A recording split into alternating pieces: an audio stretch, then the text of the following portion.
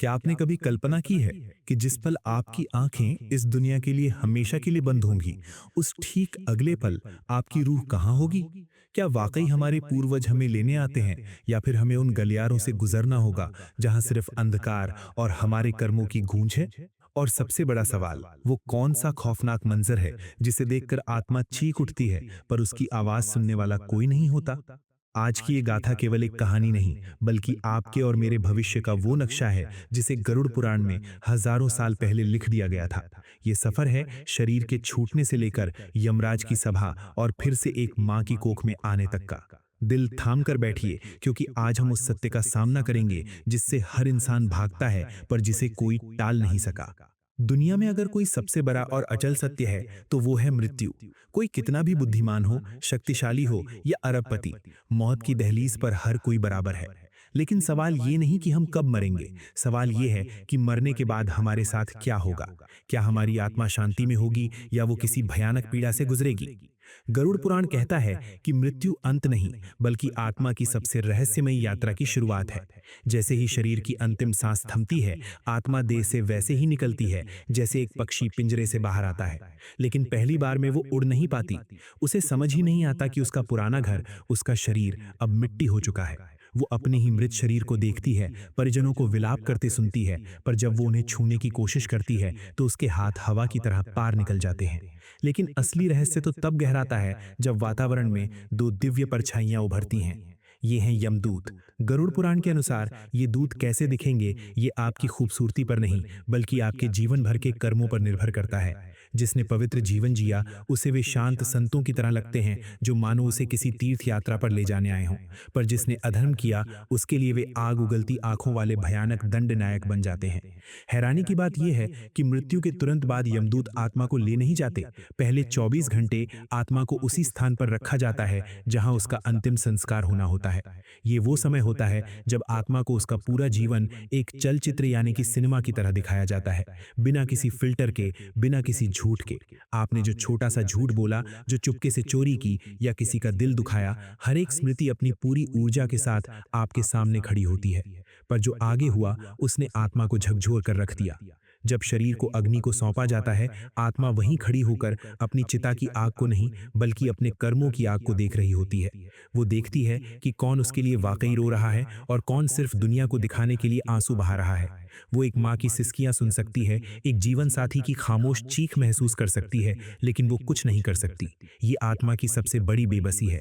इसीलिए कहा जाता है कि अंतिम संस्कार के समय परिजनों का शांत रहकर प्रार्थना करना आत्मा को दिशा देता है। चिता की आग ठंडी होती है और आत्मा का 13 दिनों का प्रवास अपने ही घर के आसपास शुरू होता है।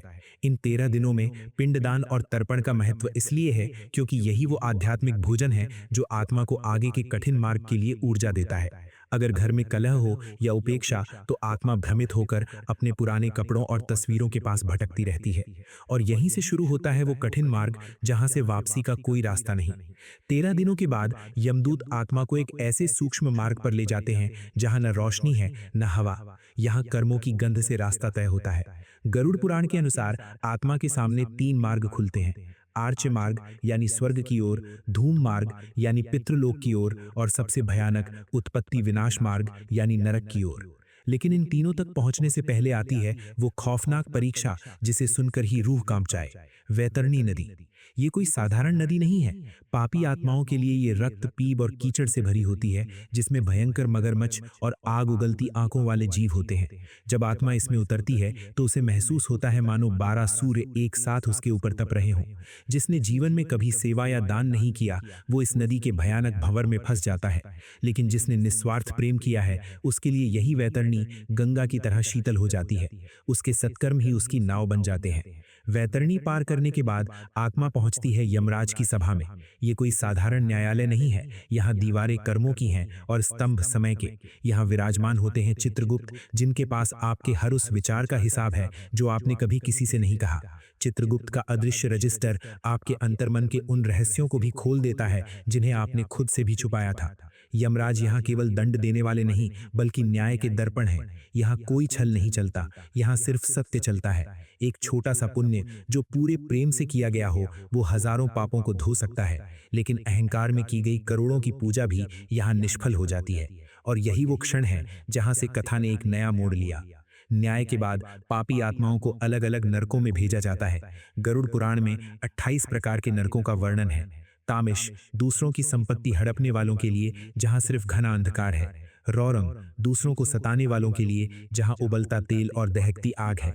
कुंभिपाक, बेजुबान जानवरों की हत्या करने वालों के लिए। लेकिन याद रखिए, नरक कोई स्थायी सजा नहीं है, बल्कि ये आत्मा का शुद्धिकरण केंद्र है, यानी प्यूरिफिकेशन सेंटर। जब पापों का बोझ हल्का हो जाता है, तब आत्मा को फिर से एक नया शरीर धारण करने का अवसर मिलता है। पर प्रश्न ये है कि अगला जन्म किस रूप में होगा। गरुड़ पुराण कहता है कि ये हमारी वाइब्रेशनल फ्रीक्वेंसी यानी कंपन शक्ति पर निर्भर करता है। कुल 84 लाख योनियां हैं, जिनमें से केवल मानव जन्म ही हो अवसर है जहां हम अपने कर्म सुधार सकते हैं। बाकी योनियां सिर्फ भोग के लिए हैं। क्रूरता दिखाने वाला हिंसक पशु बनता है, लोभ करने वाला कीट या चूहा और धर्म का अपमान करने वाला पत्थर या पेड़ के रूप में स्थिर कर दिया जाता है। लेकिन क्या आप जानते हैं कि जो आत्मा गर्भ में होती है वो हमसे कहीं ज्यादा सचेत होती है। जब आत्मा किसी माँ के गर्भ में प्रवेश करती है तो वो केवल शरीर नहीं लेती, बल्कि अपने पुराने कर्मों का लेखा जोखा साथ लाती है। गरुड़ पुराण के अनुसार गर्भ के 9 महीनों में आत्मा पूर्णतः सचेत होती है। वो माँ के हर विचार, उसके डर और उसके प्रेम को महसूस करती है। गर्भ के अंदर वो आत्मा जन्म वरण मंत्र का जाप करती है। मैं ये शरीर नहीं हूँ, मैं आत्मा हूँ। कर्मों के कारण मेरा जन्म हुआ है। उसे अपने पिछले जन्मों की हर पीड़ा और गलती याद आती है, और ठीक जन्म से पहले वो ईश्वर से एक बहुत बड़ा वादा करती है, प्रभु, इस बार मैं माया के जाल में नहीं फंसूंगा, इस बार मैं खुद को पहचानूंगा और सत्य की राह पर चलूंगा। लेकिन जैसे ही बच्चा इस दुनिया में आता है और पहली बार रोता है, माया का पर्दा गिर जाता है और वो अपना वादा भूल जाता है।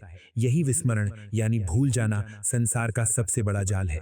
जीवन में हमें जो भी सुख या दुख मिलते हैं वे संयोग नहीं, बल्कि हमारे प्रारब्ध यानी भाग्य है। कोई बच्चा राजयोग लेकर क्यों पैदा होता है और कोई विकलांग क्यों? गरुड़ पुराण कहता है कि ये हमारे पिछले जन्मों की अधूरी शिक्षा है। जिसे हम दुर्भाग्य कहते हैं, वो असल में आत्मा की एक परीक्षा है, ताकि वो जाग सके। तो क्या इस चक्र से बाहर निकलने का कोई रास्ता है? हाँ, वो रास्ता है मोक्ष। मोक्ष का मतलब मरना नहीं, बल्कि जीते जी ये जान लेना है कि हम ये शरीर नहीं, बल्कि उस परमात्मा की एक चिंगारी है। गरुड़ पुराण 3 मार्ग बताता है: ज्ञान, भक्ति और निष्काम कर्म। जिस दिन हमारे भीतर से मैं और मेरा मिट जाएगा, उस दिन न यमदूतों का डर होगा, न वैतरणी का भय।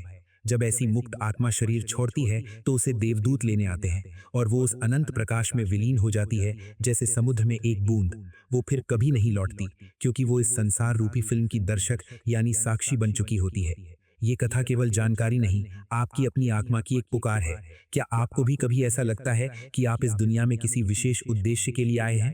या क्या आपके साथ कभी कोई वैसी घटना हुई है जिसे आप संयोग नहीं, बल्कि पिछले जन्मों का कर्म मानते हैं? कमेंट में जय श्री हरि या ओम नमः शिवाय लिखें और अपने विचार साझा करें, क्योंकि क्या पता आपकी एक शेयरिंग किसी भटकती आत्मा को दिशा दिखा दे।